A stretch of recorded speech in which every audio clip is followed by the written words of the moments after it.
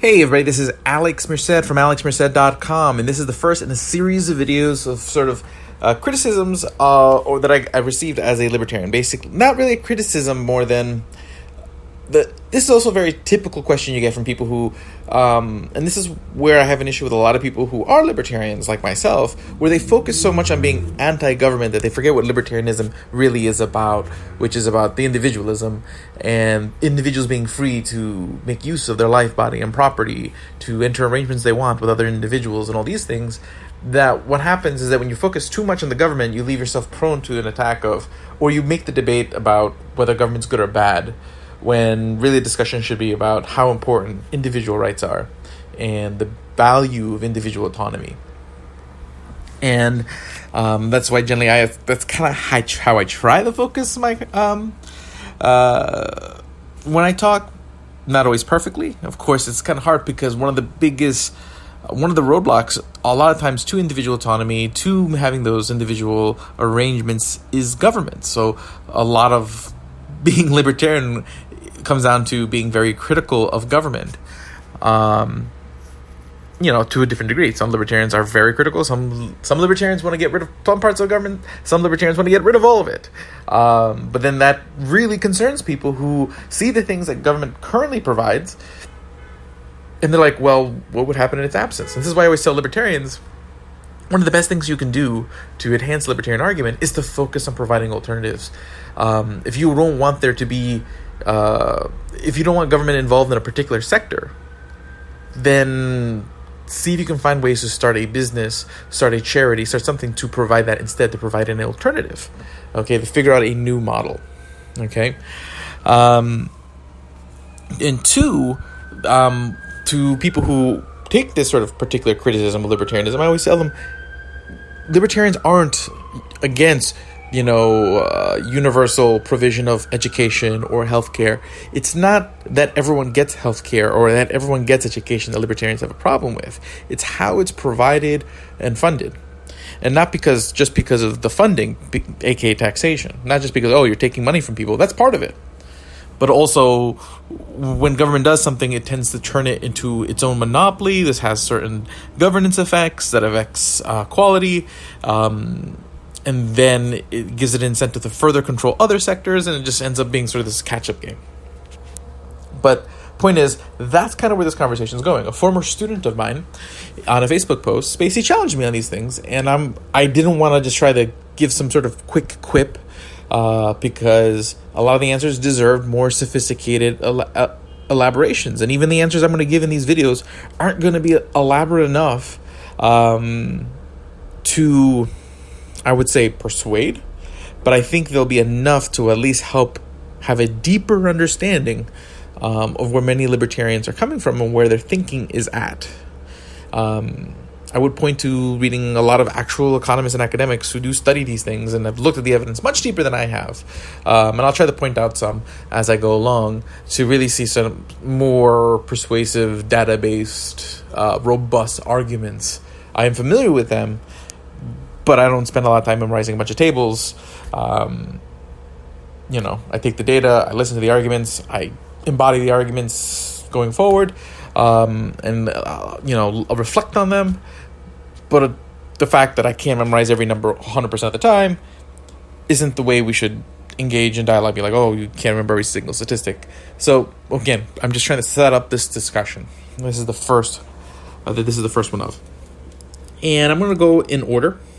And I'm going to start with actually, it's generally the hardest thing to discuss when it comes to libertarianism, because generally, for most other things, whether it's enterprise, you can look at historical examples that kind of make the libertarian point. You can look at a lot of things. But one of the things that's just always been a hard thing to say there and say, hey, the free market's going to handle it, is the environment. Although I think that misses the point. There really isn't a good institution to sit there and be a good steward of the environment. When you look at it, there's always going to be incentive for people to use resources. I do think net markets do have an incentive for people to make more efficient and better use of resources. But I'm not going to sit there and say, if the environment's going to be perfectly clean, have, in a free market. But it's not with government. And if anything, in many ways, it's arguably worse. How so? Now, you do have policies that have had... So basically, with government, you usually end up having two things. You have policies that achieve their desired ends, but oftentimes at great costs. Or you have policies that don't achieve their ends and oftentimes and then also create new problems. So you very rarely have something sort of in the middle. And the problem is with government is either way, you can't really walk it back. It's, repeal and replace is not really a viable thing in government, just because it takes so long just to put something in place. It takes a really long time to repeal it, and it takes a really long time then to replace it with something else. So there's a lot of damage and uncertainty in that short run. Another reason why I prefer markets: they can be more robust, more quicker to respond to things, more resilient. But again, this is a nutshell. Okay, so basically we take a look at actions by the government. You take a look at things like the Clean Air Act, which did have an effect of making the air at least noticeably more clean. But again, here's the catch-22. One, part of it was the whole cap and trade thing. What they did is they priced pollution. So if you're not familiar with this policy, what they did is that if you're a company and you are a polluter, every company was kind of granted a certain amount of sort of a quantifiable amount of pollution they're allowed to create. And the idea behind this is what's also referred to as cap and trade. The idea the problem is if you just set a cap, some companies just have bigger businesses, and since they're one company, they're going to exceed that cap. And then you might have 10 small companies doing the same thing that in aggregate are exceeding the same, they're essentially doing the same stuff, but because you're dividing it up over different legal entities, it's just kind of arbitrary that one name ends up polluting more than others, or basically one company is really restricted. It just, one size fits all generally doesn't work. So the idea behind sort of cap and trade is like, okay, how about we let people decide? How do we let the companies decide how much pollution they want to generate, and let them put them. So we're going to say, hey, instead of saying everyone can only pollute this much, we're just going to say in total, everyone can pollute X much. And this is the quantity of credits that are available for that pollution. And if you don't have those credits, you can't do that pollution. If you don't need your credits, you can sell them to somebody else. And if you do need your credits, well, you do need more credits, you can go buy them from someone else. So it creates this market to generate the... So this way, those who need to, basically have no option to pollute more can buy credits too. And if those credits are too expensive versus the cost of innovating and being more energy, less polluting, you have this sort of economic choice, which is certainly a lot better than just setting an arbitrary cap or creating like a set tax that's sort of blunt and doesn't necessarily create incentives to optimize. Because at least with cap and trade, I can be like, well, I don't want to pay this cost, so I can try to optimize. Or if I absolutely must, I can buy what I need, and the people who really need it can, who really need to generate this pollution can, and then those who don't need it as much can innovate or just reduce their activities. So it allows people to at least make some choices. Problem is, it does create other barriers, because then what happens is that, like in any business, it creates a new cost of doing business. And new costs of doing business oftentimes most heavily affect new entrants. So, and this is what happens. You see this in a lot of, in certain countries, in certain developed countries. I would say, like in the countries that usually you see struggling in Europe, not the ones that you see thriving. I wouldn't say this, like this wouldn't be true about, let's say, Denmark, Norway, Germany. There, they usually actually are fairly business friendly, and they make it really. They do facilitate the ability to start a business, actually arguably more than in the U.S. And are much more market friendly, even if they have larger welfare programs. People always confuse those two things. There's a difference between sort of a regulatory state and a welfare state. They both have trade-offs and costs and benefits, but they're two different things. So what you see in the U.S. is you see a very mediocre regulatory state, a very mediocre welfare state, a very mediocre military state, while generally most of Europe you're seeing very large, robust welfare states, but actually very minimal, at least in the countries that are doing well, and are generally the ones that people point to, very minimal regulatory states. I would say minimal, much less strict, much more simpler regulations. Not that they don't have rules, but they're generally simpler, more straight to the point, and less. Which I've talked about in other videos where I've talked about how simple rules are better than more complicated rules. So while less rules are good too, simple rules are a good step in the right direction. Because complexity rules is where you get corruption, where people break rules, because people don't know what the rules are. So that's one thing. But here's the thing. At the same time, you also have technological advances. And this is with a lot of government policies. A lot of government policies oftentimes coincide with innovations that were already pushing things in that direction. And this is where you have to kind of look at the data. And then when I make, in future videos, I'll be making this argument a lot, because this is often the case, where people will sit there and point to, well, government policy was put in on this year, and if you take a look at from that year going forward, you see that this trend is getting better.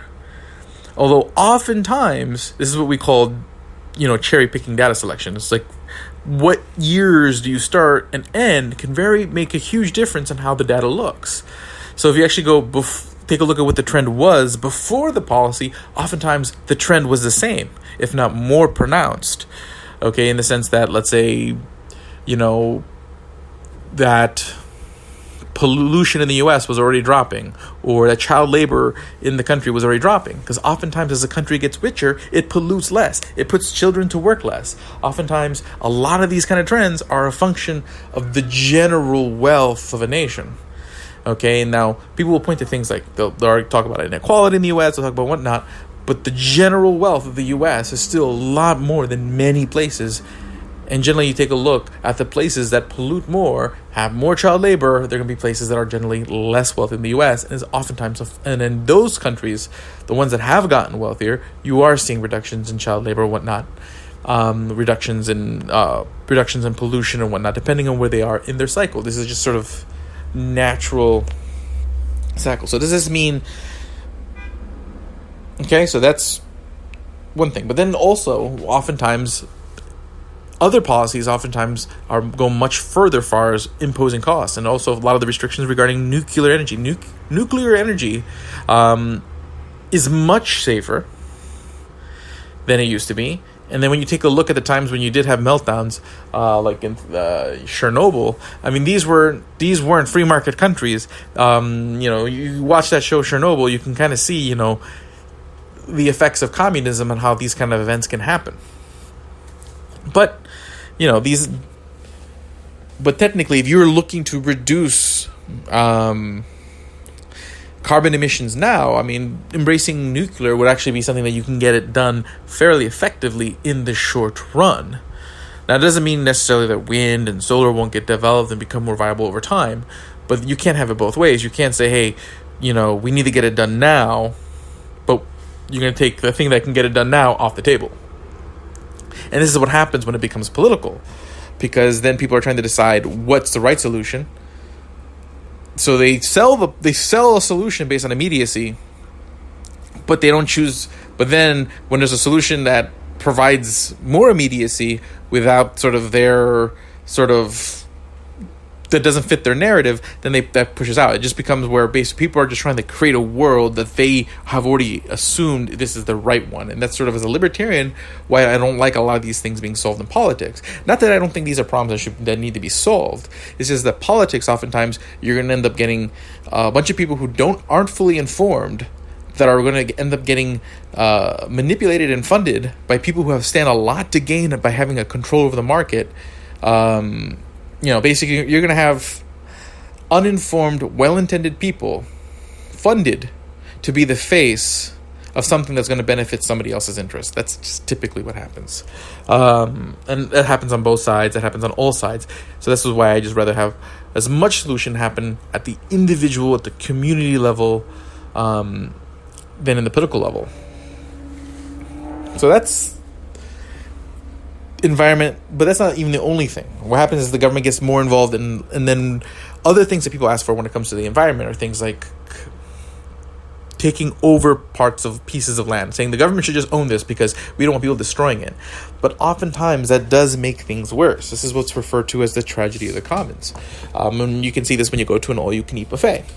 People go to an all-you-can-eat buffet. They're paying the same price as everybody else is. So this is sort of feel that, wait a second, I need to get my money's worth, so I should eat more. So you end up eating more than you probably would have had you went to like an a la carte place and you had to pay per pound. Okay, because in that case, well, then I only want to eat what I really want to eat and will enjoy, because I'm going to have to pay more. So that means everyone kind of manages their resources more.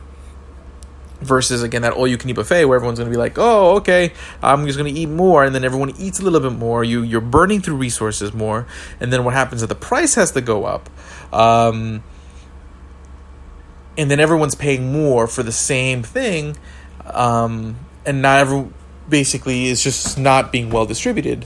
And this is generally what happens when government kind of runs sort of universal distribution programs, which, if you haven't seen some of my recent videos on healthcare, I highly recommend it. Or if you haven't read the book, The Primal Prescription, I highly recommend that. But that's sort of the general thing when government takes over something. I do think there are ways where government can protect like things like the existing public lands and national parks, sort of, spin them off so they're no longer government assets, but in a way that kind of preserves what their mission is now, through sort of complex, you don't just sell them to the highest bidder. You create, a separate entity, and basically people who buy shares in that entity are limited to how many shares they can buy. There's a contract that says, okay, this piece of land has to remain a park for the next 10 years. And then every shareholder, instead of being paid a dividend, has a negative dividend. So basically it's a voluntary tax in the sense that, and that's the way actually I think a lot of things can be spun off as far as government functions. You can spin them off, create separate entities that people can choose to be shareholders of, but they have to pay to be shareholders of. And then that way the people who really care about healthcare, the people who really care about education can really be involved in the decision making in these situations. You create, contracts to kind of make sure the right governance is involved. And basically, these things become funded by the shareholders. So basically, you create. Let's say you did this with the Department of, you did this with the EPA. Instead of the EPA just sitting there telling people what to do, the EPA might be a sort of private entity where everyone pays a negative dividend. Let's say negative 6% every year. So they're funding this EPA, but the EPA, since it doesn't necessarily have like rule making power anymore, what it does, it uses that money to buy assets that it thinks needs to be preserved. So if there's a piece of land here that is important to preserve, they can take the money that there's coming in from that negative dividend to either operate lands they already have or buy lands that they want to preserve, function within the market. But then again, and then people who care can then vote on who is the head of the EPA instead of the head of the EPA being determined by the president, who the president isn't some expert on environmentalism, and the people who are around him. The people the president usually appoints for these things are generally, people who made huge donations to their campaign, but people who care, who would become shareholders of the EPA because, hey, most investors don't like paying a negative dividend. Are going to be people who will be willing to pay that annual dividend so it's negative, so that means you're paying it to the company. And then basically that can be used to do that. And you can do that with education, you can do that with healthcare. You can spin off functions of government where basically they're no longer coercive, but you're no longer, basically you reduce the size of government, but you don't have to get rid of those particular functions. If you like the thing that government's currently doing, you can spin off of that into an entity. It can still get the funding it needs through that negative dividend and have better governance because it's no longer mixed into the politics of everything else. Okay, and that's, and then again, you can have all the kind of governance that's needed, that's more specific to the mission of that particular organization. But yeah, no, I mean, the problem with talking about the environment is there's just so many different vectors. I mean, the politics of water, the politics of air, the politics of all these things are very different. So this is all sort of very hodgepodge.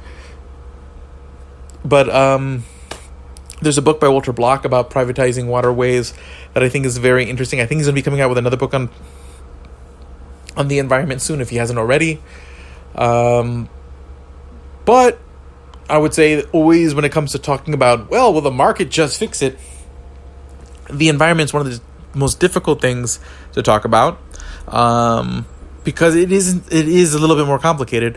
But even when it's in the government's hands, it oftentimes gets botched and destroyed. We've seen things where the EPA has spilled the wrong stuff in a river, and also abuses of EPA power, where they basically just kick people off their property because of political reasons or just miscommunications, kind of like what you see inside of the immigration system, where basically it's just a lot of people just enforcing because they're told to enforce without really thinking through what they're enforcing. So I still think that everyone's better off. And also a lot of bad environmental behavior is actually incentivized by the way we have a lot of our infrastructure. So this kind of comes down to the roads. So I'm kind of skipping around now, but if we think about the roads, because another question was who would build the roads. Again, if you want government to continue building, you can have those parts of government spun off into those entities, as I talked about a second ago. But I mean, let's pretend that you did have sort of private roads. I mean, you can. The private roads have existed in the past. It's not like people are going to sit there and be like, oh, I can't get around. People would make a road to get through the town square. But what would happen is that you would have to try to come, if we did privatize the roads today, which actually technologically is more possible today than ever. I mean, you have things like Easy Pass and all those things in the sky that can read you read your scanners and GPS. So we can track who's driving on what road for how long and whatnot.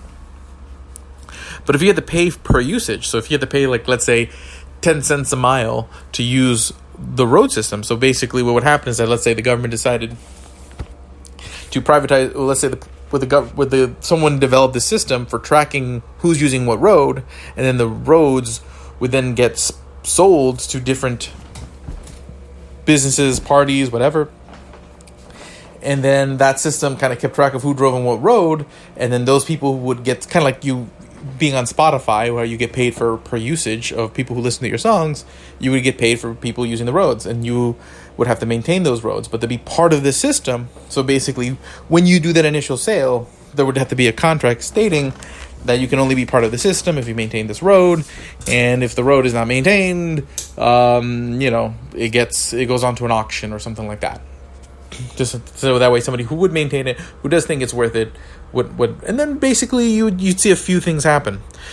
You would identify where are the high traffic areas, the areas that need sort of the most infrastructure investment, and those companies are going to get it. Because right now, oftentimes when there's money sort of allocated for infrastructure spending, they don't immediately send it to the roads that need the most. They send it to the roads in the neighborhoods that have the most political connections, which are oftentimes the wealthiest neighborhoods. That's just what happens, okay? I mean, I see this here in Brooklyn all the time, where basically there are roads in disrepair, oftentimes in the poorest neighborhoods, but then I see the roads in the richest neighborhoods get redone like once or twice a year. It gets politically distributed instead of... But again, if you have a system like that, you would actually probably see a much money... Basically, you're going to end up generating more money on roads that have higher traffic, so more money is going to go to those particular roads to maintain them. And roads that are less used, this, regardless of the politics, regardless of who lives there and how rich they are, they're not generating money, so they're only going to get the maintenance that they need. So, the roads. So I kind of already touched on a lot of these other answers as I explained those. So again, the environment, I kind of went on that for a bit. Now, same thing, basic child labor, work safety standards. That comes back to sort of the argument that I was making later, where oftentimes the laws that came in the past were oftentimes codifying trends that were already happening. I mean, we see that, and you can see this happen over and over again when you take a look at developing nations, where developing nations often start with very little infrastructure, nothing else to offer other than cheap labor. But that cheap labor then attracts companies to go there for the cheap labor, and they invest in creating roads and infrastructure because they need that for their business. But the money they're saving on the labor is worth making those investments. And as that infrastructure develops, that capital develops, and that capital accumulates in that country, wages go up because, there's people start getting more educated. Basically those initial cheap labor workers, they're better off than they were before, because before they were making nothing or worse than with the little the little money they are getting. But they're able to get their kids more educated. Again, all that infrastructure is building up. And then what happens, that next generation is more educated. They can apply to higher wage jobs. And that kickstarts the development of that nation. Without that initial cheap labor, that nation would just be stuck in sort of this subsistence thing. That's what happened in literally every nation at some point. Okay, and then, I mean, right now you're seeing China becoming so high wage that people are going to other countries, and eventually you'll see sort of all the places that aren't developed now get developed as basically, and it's not that all businesses need cheap labor. Okay, it's really just sort of very particular industries that need cheap labor, textiles, some aspects of manufacturing, although a lot of manufacturing really is more being automated than it's going to cheap labor. But particularly like textiles, as it gets priced out of one country to the next, developing one nation after the other, what it is, it's slowly being that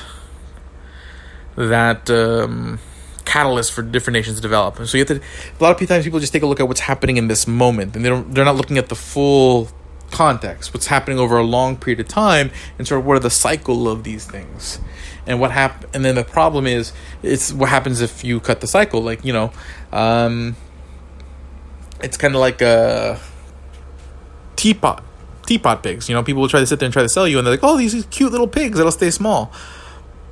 But oftentimes those pigs are starved or treated horribly. So basically they're cut off from their natural cycle. So they're never able to grow, and they have all sorts of health problems for it. I mean, this is what happens when you kind of intervene in sort of what natural cycles exist. Okay, healthcare. Healthcare is complicated, like anything else. But I think really the best explanation of this, I think, is in the book The Primal Prescription, and I don't think I can do that book justice. So I just recommend people to read The Primal Prescription. It really goes into the history of how the U.S. healthcare system got where it is. But do keep in mind that a lot of people don't realize that technically in the U.S., the vast majority of health purchases in healthcare are already done by government, whether it is through Medicaid, Medicare, or the Veterans Administration System, which show you three different models of healthcare, where you basically have a vertical monopoly, which is the VA system, where basically they're not just paying for the healthcare, they're providing it. And you see a lot of the problems that people would expect in the VA, long waits, last time I explained this, it took me 40 minutes. So basically, I would refer to you a video I did recently on healthcare. Just look up Alex Merced Healthcare. It was a video from 2019, I think in July. Okay, where I went through the difference between Medicare, Medicaid, and VA, and how each of these kind of show you a different model for how government could run healthcare and the trade-offs. Because again, it's not like there aren't benefits and there aren't cons to each of these systems. And there's also considerations if you were to roll them out to a larger, and it's what is it not addressing, and what is the fundamental problem, which is third-party payment. The idea is like right now, you don't have really a healthcare market in the U.S. You have basically a weird third-party market thing. It's not even really a market even for the third-party payer, because you don't really choose your insurance. You get whoever your employer is, and it's just really the worst of all worlds. So I agree with everyone who has all the criticism in the world of how healthcare works now, but it's not a purely government-run system. It's very far from any kind of market-based system. It's just a weird hodgepodge of all the worst ideas working in tandem. Or actually, a lot of ideas that were well-intended, creating all these incentives to create a system that's very opaque, expensive, lacking in transparency, and complicated, for probably one of the most important things that doesn't need to be that complicated or expensive. Cool. Same thing with like most of these things were questions about like labor. So basically, who's going to push up wages? Wages naturally go up as people learn more, as they get skills, and that's. So what happens? You have like right now programmers who are paid really well. Why? Because there's not enough of them, and you want those price differentials. It's that high wage that programmers get that incentivize people to spend the time, and it's not easy. I'm actually right now training to become a programmer after working 11 years in training, and it's a lot of work. And people need an incentive. There's always going to be people who want to do things because they love to do it. The problem is there's not enough people who love to do things to satisfy oftentimes the need that others have for programmers, for doctors, etc. Which, so people always tell me, well, I know many teachers who do it because they love teaching. I know many doctors who do it because they love medicine. I know many lawyers because they love the law, but it's not all of them, and there's not enough of them to meet the demand. Okay? And that's why you need sometimes higher wages in those areas. Teachers is a little bit more complicated. Higher wages in those areas to incentivize people. At the same time, you have a glut of people who can oftentimes do very similar things. Low wage labor. That's why it's low wage, because there's lots of people who can do it.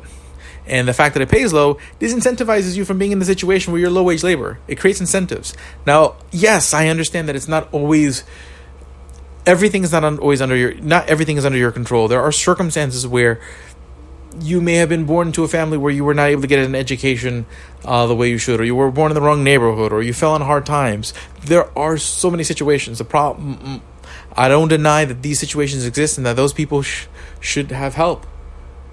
But I do think that there would be less people who need help if you had more robust market prices.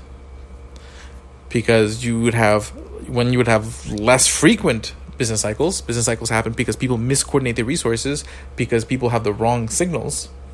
Okay, think about it this way. If I told you every day there was a 50% chance of rain, or if I told you there was a 20% chance of rain when there's a 100% chance of rain, and you don't take out your umbrella, you're going to be very disappointed. That's what happens with markets. When the government intervenes in prices and interest rates and whatnot, it messes up with the signals for investment, for savings, for individual personal planning, and people start making the wrong decisions. And when those decisions compound, you have those economic events.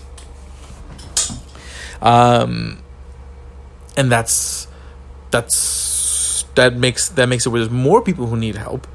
Okay, and that actually exacerbates inequality, because oftentimes the people who have the most end up walking out with even more from those kind of events.